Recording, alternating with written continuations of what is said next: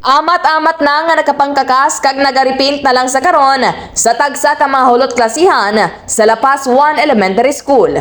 Ini ang nangin payag ni Dr. Girly Pautan, District Supervisor sang ma-interview sang Radyo Bandera Iloilo. Suro pa sa iya, nagsugod sila gilayon sa nagpagwa sang direktiba ang Department of Education o DepEd nga ginapamunuan ni DepEd Secretary Sara Duterte.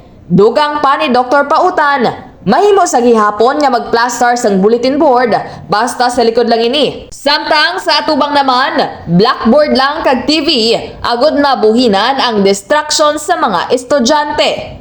Duwa lang ka cabinet kag isa ka lamesa ang mahimo ibutang sa tagsa ka hulot klasihan kag mga hindi kinahanglan o kon excess nga mga kagamitan ang may natalana nga storage area. Pahayag sini nga may mga nangin negatibo nga mga komento sa bahin sa mga ginikanan nga amuman ang nagbulig sa pangkakas kadungan sang brigada eskwela apang amat-amat naman nila naapresyar ang kataway kag kalimpyo sang napangkakas na ang mga dekorasyon. Yari ang nangin kabahin sang payag ni Dr. Pautan. They are allowed also sa mga bulletin boards nila provided ara lang sa likod, and then two cabinets and ang ilang nga table, isa ka table, and then nga mga excess nga mga chairs kag mga hindi na dapat gamiton, so ginapangwa na sa atubangan clear gid siya, blackboard and TV lang ang sa atubangan naton para hindi ma-distract ang kabataan naton samtang nagaklase si teacher.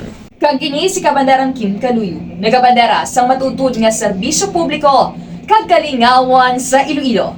Radyo Bandera.